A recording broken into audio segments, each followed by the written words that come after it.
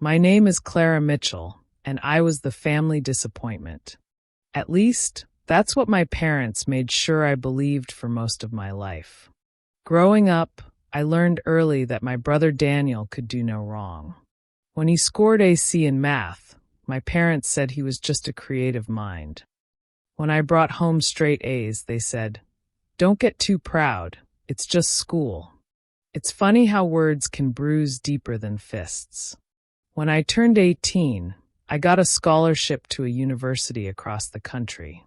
I remember packing my bags with trembling hands, thinking maybe distance would make them miss me. But my mother's parting words were, "Don't come back crying when the real world humbles you." And with that, I left home, a suitcase, a laptop, and a determination born out of rejection. College wasn't easy.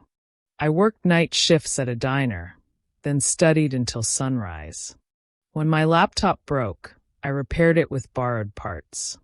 When rent was due, I lived on crackers and coffee. I called home once, just once, to ask for help when my landlord threatened eviction. My father said, "Clara, maybe it's time you learn what failure feels like. It builds character." That call ended something in me. Not love. Love had already died quietly, but expectation. After graduation, I started a logistics startup with $1,200 and a dream that felt too heavy for my hands. It failed. Then another. And another. But failure became familiar. It taught me things money never could. By 30, I finally cracked the code, literally. I developed a logistics algorithm that major retailers couldn't ignore. Within 2 years, I built a company worth $10 million. No inheritance. No family investors. Just grit, sleepless nights, and silence where applause should have been. I didn't tell my parents. I wanted to live quietly for a while. Until one night, a friend tagged me on Facebook. There it was, a photo of my parents holding up a framed Forbes feature about me. They were smiling like proud royalty. The caption said, "Proud parents of a determined daughter. We always knew she'd make it."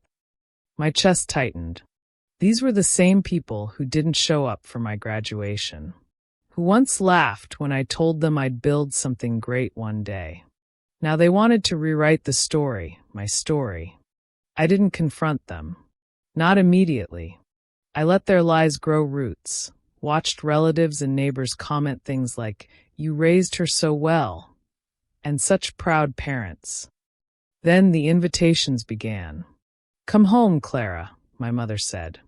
"We're planning a small celebration. Just family. People want to hear your story." Her voice dripped with fake warmth. I accepted, but I had plans of my own. The small celebration turned out to be a full community banquet. There were banners, music, even a slideshow of my childhood pictures. And of course, a massive banner that read, "Congratulations to our daughter, Clara, a product of good parenting." I almost laughed. When it was my turn to speak, I walked slowly to the podium. The crowd clapped. My parents beamed. I looked around the room and said softly, "My success is proof that neglect can be a powerful motivator." The room went silent. When my parents refused to help me pay for college, I learned self-reliance. When they called me a failure after my first business collapsed, I learned resilience. Every insult, every absence, every ignored call, it all built this version of me. Gasps. My mother's smile cracked. My father looked ready to stand, but I kept speaking. So, to everyone asking about the secret to my success, here it is. I stopped waiting for love to come from the people who taught me how to survive without it. Then I turned toward my parents and said, "You didn't raise me to be successful.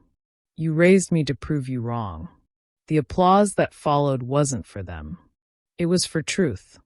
By the next morning, the video of my speech had over 600,000 views online.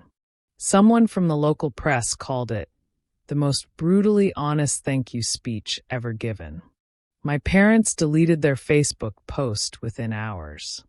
A month later, I launched a scholarship fund in my brother's name. Not as a tribute, but as irony.